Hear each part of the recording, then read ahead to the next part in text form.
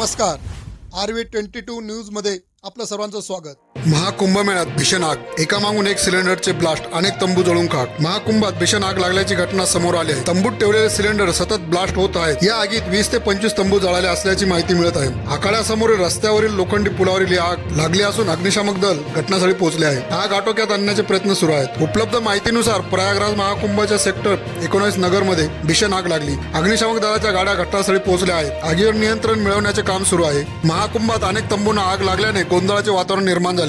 आगीमुळे मंडपात ठेवलेले सामान जळून खाक झाले। आगीवर नियंत्रण मिळवण्याचे शर्थीचे प्रयत्न सुरू आहेत। आगीची माहिती मिळताच अग्निशामक दलाच्या अनेक गाड्या घटनास्थळी पोहोचल्या। आगीमुळे काळ्या धुऱ्याचे लोट संपूर्ण जत्रा परिसरात दिसत होते। ही घटना तुलसी मार्ग सेक्टर 19 येथील असल्याचे सांगण्यात आले। अग्निशामक दलाचे कर्मचारी लोकांना बाहेर काढत आहे। आग पसरू नये म्हणून जवळपासच्या तंबूत राहणाऱ्या लोकांना बाहेर काढण्यात आले आहे। डझनभर झोपड्या जळून खाक झाल्याचे बोलले जात आहे। वरिष्ठ अधिकारी घटनास्थळी दाखल झाले आहेत। गीता प्रेस गोरखपूरच्या शिबिरावरही याचा परिणाम झाला आहे। आगीत अद्याप नियंत्रण मिळाले नाही। आग अजूनही सतत धुमसत आहे। घटनास्थळी डझनहून अधिक रुग्णवाहिका आणि अग्निशामक दलाच्या गाड्या दाखल आहेत। आगीचे कारण समजू शकले नाही। सर्व वरिष्ठ अधिकारी घटनास्थळी पोहोचले आहेत। आग विझवण्याचे शर्थीचे प्रयत्न सुरू आहेत।